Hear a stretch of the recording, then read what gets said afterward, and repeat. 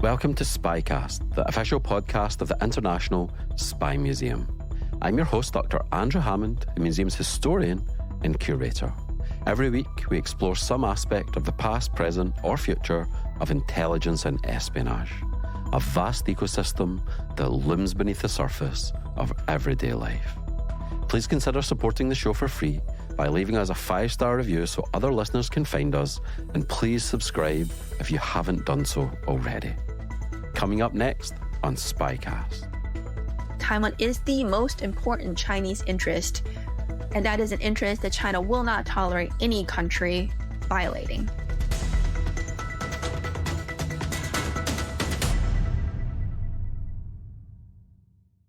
China has played an important role in the story of our species from prehistoric times through the birth of recorded history up until our present age. In Washington, D.C. and around the world, China is a huge topic of conversation, and for good reason. The strategic trajectory of China since the 1970s has had, and will continue to have, knock-on effects around the world, not just here in the United States. From the Caribbean to sub-Saharan Africa, and from Taiwan to its almost 3,500-kilometre border with the world's other largest country in terms of population, India. How should we make sense of China? Does it matter how we understand China? What is modern China? And what role does intelligence play in all of this? To help us get our heads around these questions, this week's guest is China-Taiwan expert Dr. Bonny Lin, who administers a healthy dose of facts and data into this week's episode. Bonny is a senior fellow for Asian security and director of the China Power Project at the CSIS think tank. She was a senior advisor on China and Taiwan in the Office of the Secretary of Defense and has testified before Congress on several occasions. She's a PhD in political science from Yale University. In this episode, Bonny and I discuss China's economic power and status, the current landscape of Chinese intelligence, China's relationship with Taiwan, and the China Power Project that Bonny directs.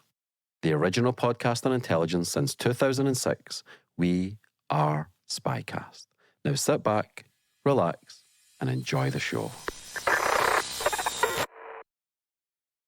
Okay, well, I'm so pleased to speak to you, Bonny. Thanks ever so much for taking the time to help me understand China-US relations, especially through the lens of intelligence. Well, thank you very much for inviting me to this podcast. It's my pleasure. Thank you. And can you just tell our listeners a little bit more, just to start, about the China Power Project? Because I know that this is an active research area for you. So just tell us a little bit more about what you research and a little bit more about the China Power Project. Of course, thank you. So I'm the director of the China Power Project at CSIS. It's one of 3 programs at CSIS that focuses on research analysis of China. And I would say what's different from my program versus the other 2 is we're very much focused on using data to unpack the complexities of China's evolving power. So we use a number of visualizations, expert analysis, where possible quantifiable data, and we look at all categories of Chinese power. It's military power, economic power, technological, social, international image. My team also is more focused on China's foreign policy, as well as the People's Liberation Army, and perhaps not as focused per se as much on either Chinese domestic politics or as deeply as focused on China's economics than some of my other colleagues at CSIS. Within China Power, we also focus quite a bit on U.S.-China relations, broadly China's national security and foreign policy, as well as cross-strait dynamics. I also have my own podcast, the China Power Podcast. And so I'm very delighted to join yours too. And hopefully I can invite you on my podcast at some point. I would love to come on. So could you just tell our listeners how you came to be interested in this topic? Sure. So the program was already established at CSIS before I joined. And I joined CSIS a little over 2 years ago in June 2022. And I was very attracted to looking at analyzing different elements of Chinese power using actual data. As you know, in DC, China is a huge topic of study. It's of significant interest to policymakers across the aisle, both Republicans and Democrats. There's a proliferation of analysis on China, but I think it's quite a bit of that analysis is based off of opinions. Others are based off of different assessments. But I think it's more and more important as it becomes, as US China competition intensifies, to base our analysis of data on what are actual known facts and data and be clear the areas that we just don't have that much intelligence or information on. And knowing what we don't know, I think that will help us have a better understanding of both China, but also the uncertainties that we need to take into account when thinking about either US policy towards China or how we should deal with how China acts vis-a-vis our allies and partners. Given what you've just said, I think it would be quite interesting to just compare and contrast the United States and China, maybe looking at the ways in which you measure Chinese power or the ways in which you use data to try to understand China. So when you have like a boxing match or something and you have the people compare the height, the weight, the reach, the background. They look at all of these data points to try to understand the match. So it's not a perfect analogy, but could you just help us understand both of these entities through the power of numbers and some of the ways in which you look at it? So we could look at military, political, economic, cultural, intelligence. Start however you want, but just help us understand America compared to China and vice versa. Maybe since you mentioned military first, we can start there. When we look at China, one of the major headlines that's in DC is the PLA is rapidly modernizing. Sorry, the PLA is People's Liberation Army, which reports the Chinese Communist Party, so the political party in China. And it has a goal of becoming a world-class military in the next decade or two. And when we look at how much China is spending on its defense, currently it's around 300 billion, which is less than the United States with our defense budget of over 800 billion. But even though it's quite a bit less than what the United States is spending, China is still ranked number two in terms of overall defense spending. China is also the world's second largest arms producer after the United States. Oftentimes, when people look at military power, they often look at hard assets too. And there seems to also be a focus on aircraft carriers. And of course, we see China having a handful of aircraft carriers. There's also been quite a bit of news about how China is rapidly expanding its nuclear weapons and nuclear arsenals. And I would say, as of right now, the size of China's nuclear arsenal is only it's only a fraction of the thousands of nuclear warheads that the United States has in our arsenal, as well as what Russia has in its nuclear arsenal. But if we look out 10 or 15 years, we will see China's numbers, the number of nuclear warheads in China's arsenal, increase to over 1,000 by the 2030s, which would still be quite a bit less than the total inventory that we have in our nuclear arsenal. So I would say overall, China's military capability is increasing, but it's still quite a bit lagging behind the United States. And that's only looking at the hard power. If we look at the soft capabilities, so for example, how China trains its forces, how educated the Chinese People's Liberation Army is, how proficient they are, how much real world battle experience they are far lagging behind the United States. As you know, China has not been in an actual conflict abroad since the China Vietnam War, which has been decades. Whereas the United States, we're constantly putting our soldiers to the front line and they have significant military experience, whether that's in the Middle East or elsewhere. And just for our listeners, could you just tell them when the China-Vietnam War was and just in a couple of sentences what it was over?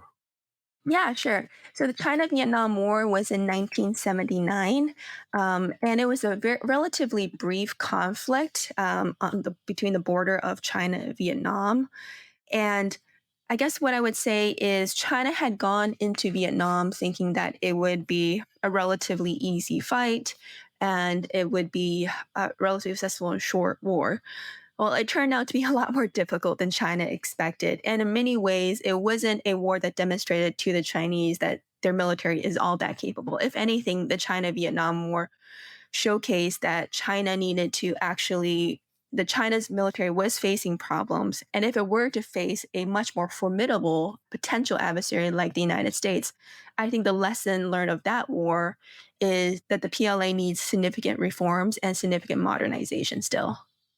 Do you see China ever moving towards some kind of democratic system where people can make an input at the ballot box that would change the political system, or is that just never going to happen? We do see Chinese scholars writing about is that they don't necessarily believe that a democratic political system is compatible with such a large country with over 1 billion population. They point out, for example, India as an example of a large democracy with a very large population. And they point out how that democracy has failed to deliver on many basic goods, including infrastructure, including moving people out of poverty. So I think there is some reluctance among Chinese scholars, intellectuals, to believe that a very large country with such a large population and different locales can be unified and governed well under a democracy, versus if you have a non-democratic government, you might be able to impose more unity than on democracies. But I guess to your point, it's hard to say it will never happen. Rather, I don't see leading Chinese scholars and those who are close to those in power right now in China advocating that China should move in the route of being more democratic or embracing more freedoms. But I don't want to spend too much time on this because it could easily be another podcast, and I feel like there's a lot of information out there about it already. But just very briefly, what does the data tell us about the economic strengths and weaknesses of China and the United States? Sure. So currently, China is the top trading partner to over 120 countries, with almost most, if not all, of China's neighbors highly dependent on trade with China. Depending on how you calculate GDP or gross domestic product, China is ranked number one compared to the United States as number two. If you look at it through purchasing power parity, or it's number two in terms of nominal GDP, with the United States in terms of number one. So if you look at the overall size of China's economy, I think most would say it's very much on par, if not exceeding that of the United States. I think where we're seeing more uncertainty is the current state of China's economy. Um, some are saying that China's economic growth rate is likely to be lower than its growth target for this year, which is among the lowest growth targets that they've set. China's growth target right now, which is about 5% for 2023, is still higher than what our current US GDP growth is. But people also look at some of the other statistics that we're seeing in China right now, which is about 20% of China's youth are unemployed.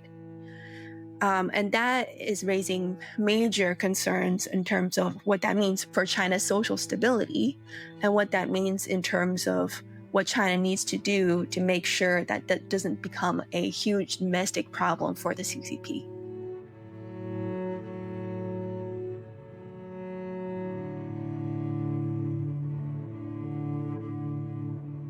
Here's an interlude to help you digest this episode. Over 2,000 years of imperial rule in China came to an end in 1911, when the Qing dynasty was overthrown after a long period of crisis and decline. China was now a republic. This 1911 revolution would set in motion a chain of events that would lead to the nature of the regime in China today. After the revolution, China was beset by warlords, invasion, Japanese occupation, and civil wars that would last for many years until the communists ousted their nationalist rivals in 1949. Remember, this is 1949. The Cold War is gathering pace. The Soviets have tested their first atom bomb, eradicating the US monopoly, and now the communists have taken over China. The US broke off diplomatic relations, and things would remain this way for decades until ping pong came along. Yes, you heard me right, ping pong. In 1971, at the World Table Tennis Championship in Japan, US player Glenn Cowan missed his team bus and ended up on the Chinese bus, where a Chinese player named Zhang Zhidong approached the American and gave him a gift of a piece of silk cloth with the Wangshan Mountains depicted on it. Journalists caught the two exiting the bus on camera, and this led to an official invitation to the US team to come to China to play exhibition matches. The following year, the Chinese table tennis team came to the US and went to a variety of locations around the country, including Washington. At the same time, diplomatic relations between the two countries were improving, and President Nixon would become the first president to visit the People's Republic of China. Time magazine called the visit of the US team to China the ping heard around the world. That ping echoes to this day.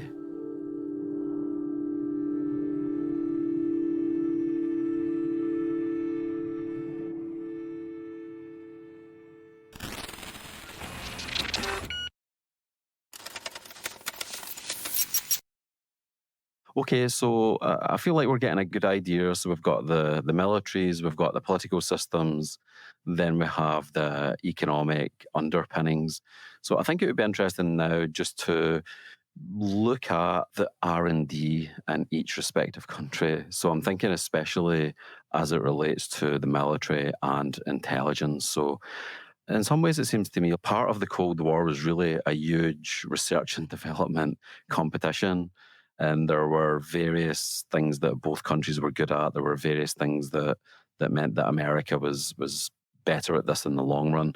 So could you just compare and contrast how R&D takes place in both of these countries? And that also, of course, brings in economic espionage, intellectual property theft, and those types of things. So just compare how the R&D systems are for both of those countries.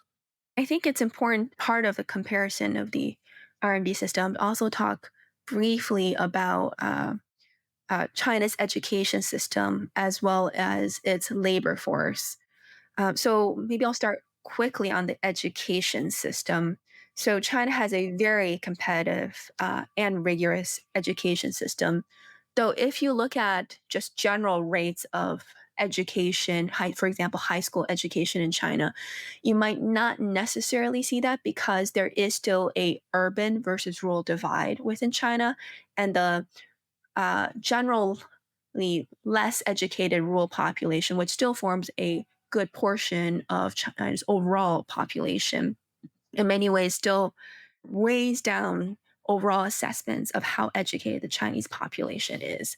But if you focus on the urban side, we know that China has some really high quality and competitive education system. So they have entrance exams for both high school and college that are incredibly competitive. And more recently, what's been very interesting is that the Chinese government began cracking down on the proliferation of after-school tutoring classes because of how much revenue they generate, as well as how much that actually distorts the academic equality that the typical schools provide. And we're also seeing in the last year or so more discussion of how China can actually ease its entrance exams for college because of how many students have had to repeatedly take the college exams more than once, meaning you can only take it one time per year. With some proponents saying, well, if China needs to simplify its college exams, why don't we make English less of a requirement? Because right now, English is actually a requirement for China's college. Now, I would note, as you probably know, Mandarin Chinese is not a requirement for U.S. colleges. So it's interesting that in China that they're thinking about how to simplify and make their education system less difficult for Chinese students. And I think that relates also to what we were talking about earlier, the overall youth unemployment. Because if you go through this rigorous education system and you graduate from college and you're still suffering 20% unemployment rate, I think that raises some serious questions of why you should be putting in that much work if they're going to face a lot of issues finding a job afterwards. In terms of the overall labor market and China's demographic populations, I mentioned earlier right now that China is one of the most populous countries with over 1 billion people. But we do know that China's population is shrinking and aging at a much faster rate than most developing countries. And with that aging, what we'll see is a shrinking workforce, a significant increased healthcare, and a strain on China's social welfare system. So as we think about China's R&D and its overall economic power, we need to take into account that moving forward, we'll likely see a China that unless it can deal with this aging population, will struggle to provide the basic workforce to sustain the cutting edge technologies that it wants to be able to develop. And unlike the United States or other countries that might have issues with a shrinking or aging population, China doesn't really have that great of a policy for immigration. So currently, only about 0.1% of the Chinese population are immigrants. That's compared to 15.3% of the United States. So the comparison is quite stark. And we can often think about the United States being able to attract some of the best and brightest talents globally, right? Whether they come during in college or later, but we're able to attract the best and bright talents in our universities. China has some great universities too, but they're not necessarily attracting, for example, the best top students from India, the top students from Brazil, the top students from the UK. They do have some foreign exchange students, but not near the same scale. And those students don't tend to stay in China and immigrate to China. Wow. So I think it would be interesting now just to get onto the intelligence component of all of this. I feel like in other podcasts, we've looked at China's intelligence agencies, and most of our audience know America's intelligence agencies. So let's just go on to discuss specific competencies and then specific points of tension in the relationship. Can you just help us understand where China's at with all of these various components that make up intelligence? Yeah. When you look at China's intelligence agency, there's multiple organizations involved. At the largest and is a civilian agency, which is the Ministry of State Security, which is responsible for gathering intelligence, particularly via human sources, so human, as well as for some counterintelligence activities. Another civilian agency that's quite important is the Ministry of Public Security, which is a law enforcement agency. It's mainly tasked with counterintelligence operations. And I think what's interesting here, and I don't know if it was flagged in some of the prior discussion, is the MPS, the Ministry of Public Security, isn't engaging in just operations within China for counterintelligence. They've actually, in the recent years, been more active internationally too. For example, to capture what they view as problematic Chinese citizens that have escaped or fled overseas. The most famous examples of this are Operation Fox Hunt and then Operation Skynet. And then beyond these civilian agencies, we also have the Chinese People's Liberation Army, which, like the United States, has intelligence organizations embedded within the services, but also across. And then we also have within China Xinhua News or news agencies that provide reports to the central government that provide another form of intelligence. We have the United Front Work Department. We have the Overseas China Affairs Office. These organizations all work together to provide the Chinese government with various sources of information through whether that's through news channels, through military channels, through contacts with Chinese scholars living abroad. But what's super interesting in the last couple of years, we've seen really a securitization of how China views intelligence and national security in general. And just this July, we saw China pass a revised counter espionage law. So, with the whole host of laws that China's passed since 2014, 2015, including the national security law, the national cybersecurity law, national intelligence law, and personal information protection law, it basically has made collection of intelligence and protecting Chinese national security the responsibility of every Chinese citizen. So, for example, when you think about a US citizen traveling to, say, I don't know, let's just toss out a country, Egypt, right? You don't necessarily view that tourist as potentially able to provide intelligence information to the United States. But what China has done with all these new laws is they could call in a Chinese tourist that goes to Egypt and ask that Chinese tourist information that could help the Chinese government. And based off of China's laws, that tourist, the Chinese citizen, is required to provide information as long as it contributes to China's national security. And what that means is when we look at China, we're really talking about whole of a society ways of collecting intelligence, which makes counterintelligence and countering Chinese influence efforts very, very difficult because then the question is, are you countering every potential PRC citizen because they could be subject to coercion or requirement from their government to provide information to their government? Or do you have to think about a way of how you navigate this? I think that is a challenge that we're facing in DC is how do you deal with a situation in which there is a possibility that Chinese citizens could be coerced by their government at home to do the bidding of the Chinese government. And it is legal in China. In fact, it's codified in law. Okay, wow. So any Chinese tourist could potentially have been co-opted by the intelligence agencies of China. The national security law makes it a responsibility for every Chinese citizen to safeguard Chinese national security, which means that it actually provides a legal means for, if needed, for Chinese citizens both abroad and domestic and within China to be called on by the Chinese government to do X, Y, and Z. Wow.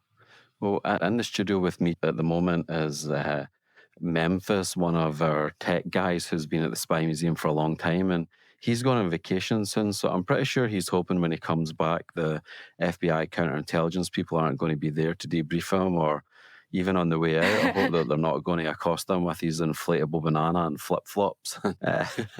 Okay, can I go back to a couple of things there? So you mentioned the Ministry of State Security and the Ministry for Public Security. So just to give our listeners something to hang their hat on, the Ministry of State Security, would that be closest to the CIA, and the Ministry for Public Security would be closest to the FBI counterintelligence, or would that be completely wrong?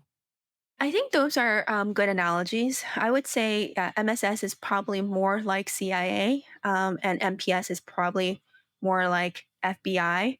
The slight difference is, I guess CIA doesn't operate within the United States, right? But MSS does operate within China too. Okay. And just one other point that you mentioned there. So Fox Hunt and Skynet, could you just tell the listeners what both of them are, please? Yeah, sure. So Operation Fox Hunt was an initiative launched by the Chinese government in 2014 to locate and extradite Chinese fugitives that have fled overseas. So these could be Chinese business officials that are implicated for corruption, or also former Chinese government officials that the Beijing has issues with. And similarly, Operation Skynet is to also coordinate rendition efforts across multiple Chinese government agencies. Both are global operations and involves MPS agents operating overseas. I believe some of those cases have involved MPS agents operating in New York City, not far from where I am. So, Could you just talk a little bit more about some of the emerging tech, disruptive technology, and how that ties into intelligence? Because here in Washington, we hear about China being an artificial intelligence superpower, potentially even ahead of the United States. And then we hear about China hacking into Japanese servers and so forth. China's said to have the most hackers employed by a state anywhere in the world. All of these cutting edge emerging technology, cyber skills, could you just help us understand them in relation to China as well, please? yeah, sure. I think when we talk about emerging technology, I think it's important to go back to what are China's overall goals to understand how dedicated China is in terms of acquiring this emerging technology. So I think we need to go back to 2015 when China released Made in China 2025, which was a comprehensive goal of upgrading China's industry to occupy the highest part of the global production chain. And the goal was to raise the domestic content of core components and materials by 40% in 2020 to 70% in 2025. And there were 10 priority sectors. I'm not going to go through all the priority sectors, but it's safe to say that almost everything that you mentioned on cutting edge falls into one of those priority sectors. So we know this is a huge initiative that's been existing since at least 2015, if not earlier, but made very clearly in this one document in 2015 that China wanted to very much invest in these critical sectors. In terms of how much progress China is making, now I'm not an artificial intelligence myself, but I've interviewed folks who are, and I've asked folks to look at where China is making progress in artificial intelligence versus quantum technologies. And we're seeing that China has really tried to make progress in artificial intelligence, not only for economic purposes, but also for military purposes. And we see that China is going up the AI value chain. And when we look at what China is doing now, what the United States is trying to do is slow down some of China's progress in this area. And we're mainly trying to do it through restrictions on equipment to China. But I think there are concerns as to how long we can slow China down and how long of a lead can the United States and our allies maintain over China. I don't have the specific estimates right now, but China is devoting significant money to artificial intelligence for both economic and military use. And we know that this is one of the priority areas. In terms of quantum, there are 3 different subfields: quantum sensing, quantum communications, and quantum computing. China is also investing significantly in quantum, particularly on the quantum computing side, as well as on the quantum communication side. China, for example, wants to have quantum encryption to make sure that communications can be much more secure. And we've seen China test that not only on the economic side, but also be interested in doing that for military applications. In terms of quantum sensing, China is investing in much more sensitive military communications systems. But overall, because quantum is more of an uncertain field, we don't exactly know where, for example, the field might be in 10 or 20 years, but that's still a field that China has identified as very much a priority. In terms of cyber, China has, of course, invested significantly in cyber. And as part of its intelligence efforts, cyber hacking, as well as theft of intellectual property rights, is very, very much a key component of how to allow China to advance economically and technologically and make that huge leap that China wants to be at the forefront of this, whether that's made in 2025 or when you look at China's overall national rejuvenation goals. And estimates are, and this is not just purely, I don't think this is purely cyber, but according to the US Counterintelligence and Security Center in 2021, Chinese espionage accounted for 200 to 600 billion a year in terms of intellectual property theft. So that's a lot. That's 200 to 600 billion a year. That's a lot of intellectual property theft, of which a good portion is done through cyber means that is used to support China's economic development.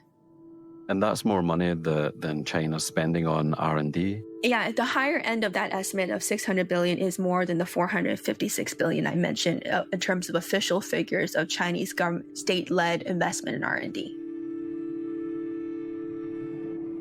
Here's a short interlude on Tiananmen Square. In the center of Beijing lies a huge square, and I mean huge, at 53 acres. I was in Beijing once on a language program, and I've stood there personally, so I can testify to this. Tiananmen Square is connected to a series of important historical events in Chinese history. The Declaration of the People's Republic of China, i.e. the communist version that still guides the Chinese state to this day, was proclaimed there by Mao Zedong on October the 1st, 1949. It was also the site of pro-democracy protests that began in mid-April 1989 and culminated in a violent crackdown by the Communist Chinese government in early June 1989. Students were asking for more freedoms, workers for lower inflation, others for less corruption. Hunger strikes began, Protests spread to cities around the country, and in the square, the numbers swelled to what is said to have been close to 1 million people. Over several weeks, the protests grew and they captured international attention. A standoff ensued. On June 3rd, 4th, 1989, the Chinese government declared martial law, and rifles and tanks were used to disperse the crowds and regain control of the square. Hundreds or possibly thousands were killed, and many more injured or arrested. As the communist governments across Europe were losing their grip on the repressed populaces, the Chinese Communist Party tightened its grip on its own. To this day, the Tiananmen Square protests are one of the most sensitive and widely censored topics in China.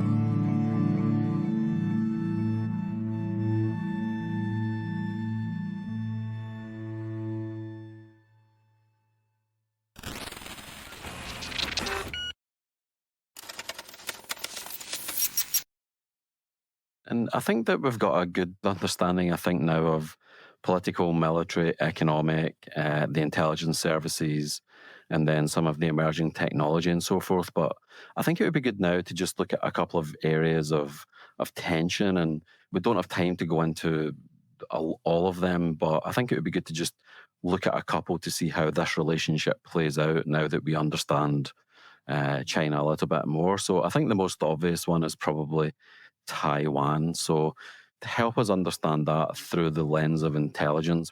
In terms of Taiwan, from an overall Chinese government perspective, China has long viewed Taiwan as a province of China, as a part of China, and not as an independent, separate entity. The current leader of Taiwan, governing party of Taiwan is a Democratic Progressive Party, the DPP, a party in which China has traditionally associated with leaders that tend to move, from their perspective, tend to promote Taiwan independence, which is something that China resolutely opposes. So for Taiwan, the issue then for China is how, from their perspective, to prevent Taiwan independence and to make sure that Taiwan doesn't achieve independence through what they view as salami slicing or incremental moves towards independence. Recently, under Xi Jinping, we've also seen Chinese leaders, including Xi, express views that they are no longer okay for Taiwan's indefinite separation with China, which is basically the de facto status quo of Taiwan more or less having its own governing party, government that is a democracy, that is completely separate from mainland China. From an intelligence perspective and in terms of Chinese operations against Taiwan, Taiwan is actually very much an interesting testing ground for all sorts of Chinese efforts, whether that's Chinese gray zone efforts, political influence efforts, efforts to influence people on the ground, Chinese intelligence penetration. We've had a number of cases of high profile cases of which Taiwan military leaders defected to mainland China or were exposed to be spying for China. So it's very much a core of Chinese operations beyond the mainland. Wow, and help us understand the mentality of the Taiwanese or what's going on there. So is there any kind of polling data about the percentage of Taiwanese that want reunification, or is it like a 50-50 thing, a little bit Scottish independence at the moment? Or is it everybody wants to stay independent, but nobody wants to say it formally because they don't want to be invaded? Or at the other end of the spectrum, it's a tiny group of people that want to stay independent and they happen to be the most powerful people, but other people want reunification. So just help us understand the internal dynamics there about independence and reunification. Of course.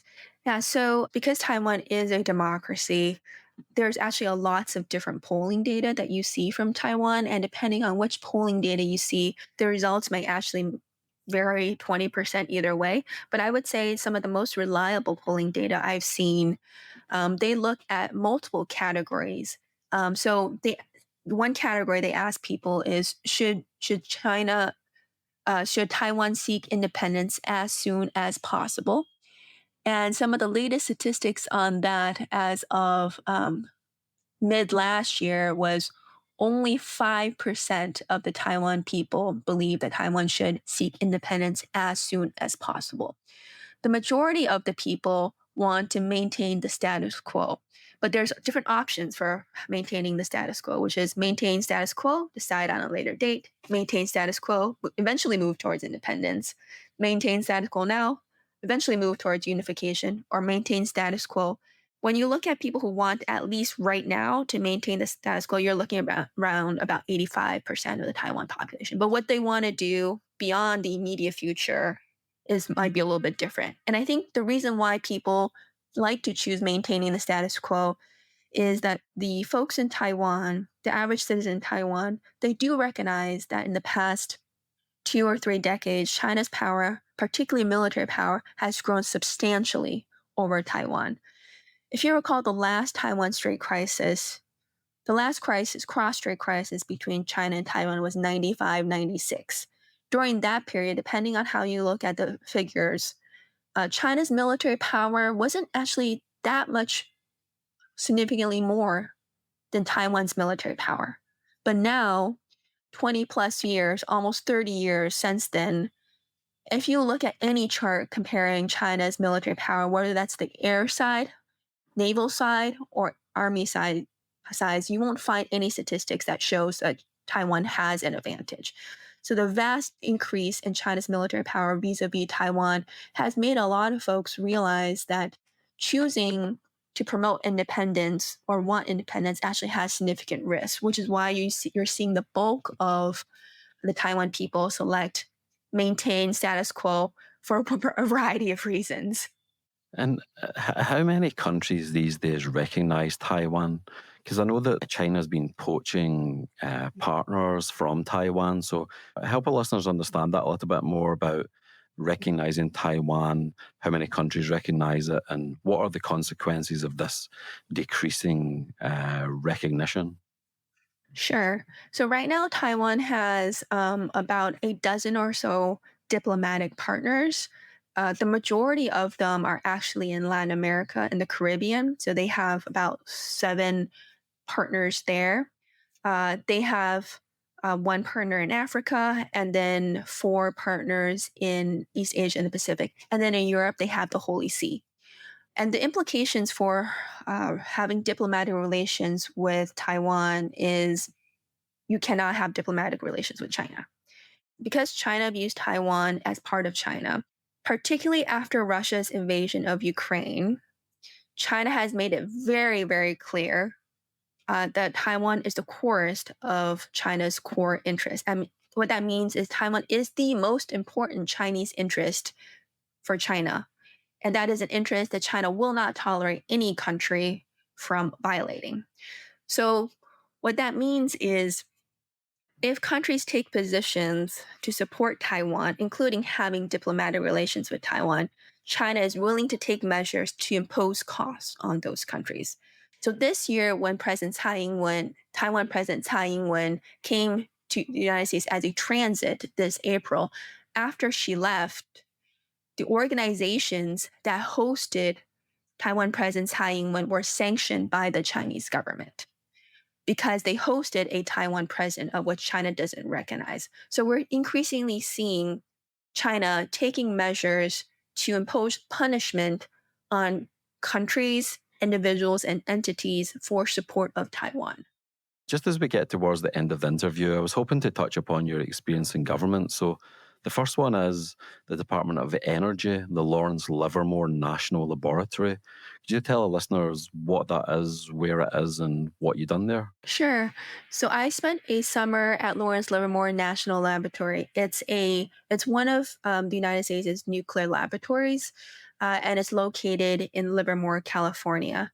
I won't say it's in the desert, but it's quite far from the major cities.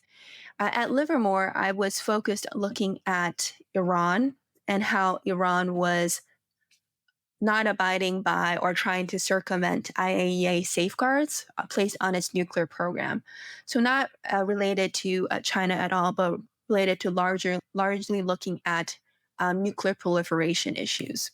And then after Livermore, I started working at the RAND Corporation, where RAND conducted research for the US Air Force and US Army, mainly for US Air Force in the Pacific and US Army in the Pacific. And for both of them, most of my work focused on looking at US government strategy. Most of my work focused on looking at China's strategy and China's military developments and what that means for the United States.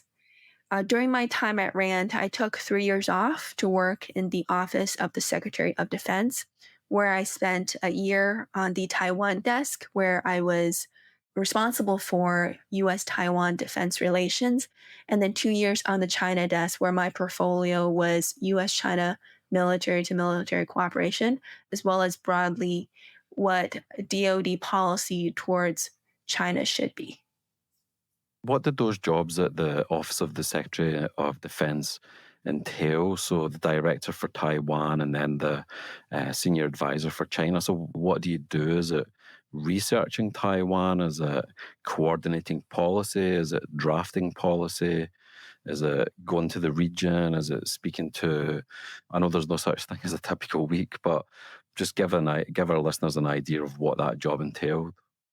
Sure. That job entails all the above that you mentioned. I would probably say we had less time to research and we could rely on our very capable intelligence agency counterparts and briefers to provide us with the latest updates, whether that's from DIA, CIA, or elsewhere, about what China is doing. Most of our job was about implementing and supporting policy. At the working level, which is where I was, it was about what our most senior leaders wanted in terms of the relationship with China. And we were helping to implement that. And that process involved drafting memos, scheduling events, supporting high level dialogues, traveling to both China and Taiwan to negotiate and set the stage for higher level negotiations that could occur between our military or political leaders. So just to finish off, so here in Washington, all the think tanks, the universities, the policy world, foreign policy, ground zero for the United States. There's lots of people trying to understand China. What's the best historical analogy? I've heard people say it's the Cold War 2.0. I've heard other people say that the world that we're now in is like the world before, just before World War One. We have all of these great powers and etc. So I'm just wondering, what do you think is the most useful way to understand this relationship between the United States and China? Is there a historical analogy, or is there some other way that you would describe it that would be helpful for our listeners? I guess I would caution thinking about it as a Cold War 2.0. I don't have the best analogy for how to describe what it is right now. Describing the relationship between the United States and China now as a Cold War 2.0 too much simplifies China and reduces China to more or less how the Soviet Union acted. And to date, there's still a lot of major differences in how the Soviet Union acted versus how China acts right now. I would say, despite what I mentioned in terms of China being more coercive and in many cases being more aggressive against our allies and partners, China is nowhere close to how aggressive the Soviet Union was during the Cold War. We also have a degree of economic interdependence that we don't have, that we didn't have during the Cold War. We also have a degree of travel, flow of both people and ideas between the United States and China that we don't have during the Cold War. And perhaps what's most dangerous is if we do put China and the United States in these Cold War buckets, I worry that the only solutions that we will come up with to deal with this relationship would be what we did with the Soviet Union, which is just to compete, compete, and compete. And I'm not confident that China would necessarily fold the same way that the Soviet Union did, which is collapse. So we need to not use these simplistic ways of thinking about China. And when we think about competition with China, we also need to think about, well, what if we have a China that can compete as vigorously as us for a very long sustained period and won't collapse. I think that's a very different situation to think about than using a simple Cold War analogy. Yeah, and the economies of modern day China and the Soviet Union are vastly different, right? And the countries that are dependent on China are significantly different. And what's super interesting, China's relationship to the BRICS countries, the leading developing countries, and how that could be a force that isn't fully aligned necessarily with China, but could be a force to push back against the more developed democracies and countries in the G7. And final question, what's it like to testify before Congress? I know that you've done that. What was that like? I would say the preparation is a bit nerve-wracking, and all the congressional members are. It's always an honor to be able to testify. I do think it's a bit hard to prepare because oftentimes you're preparing on the subject matter that you are asked to speak on. But what often pops up in terms of what Congress members may ask might be what's on their agenda that day of, right? It could be what's influenced in the media, what's been in the media the hour before. So it's a bit nerve-wracking, but it's always an honor to testify. Well, thanks ever so much for a really interesting discussion. Well, thank you very much, Andrew.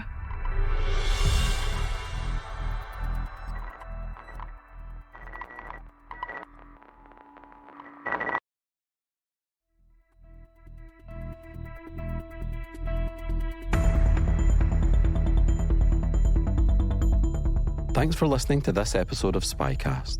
Please follow us on Apple, Spotify, or wherever you get your podcasts. If you have feedback, you can reach us by email at spycast@spymuseum.org or on Twitter at INTL_SpyCast. If you go to our page at thecyberwire.com/podcast/SpyCast, you can find links to further resources, detailed show notes, and full transcripts. I'm your host, Andrew Hammond, and my podcast content partner is Erin Dietrich. The rest of the team involved in the show is Mike Mincy, Memphis Von III, Emily Coletta, Emily Renz, Afu Anokwa, Elliot Peltzman, Trey Hester, and Jen Iben. This show is brought to you from the home of the world's preeminent collection of intelligence and espionage-related artifacts, the International Spy Museum.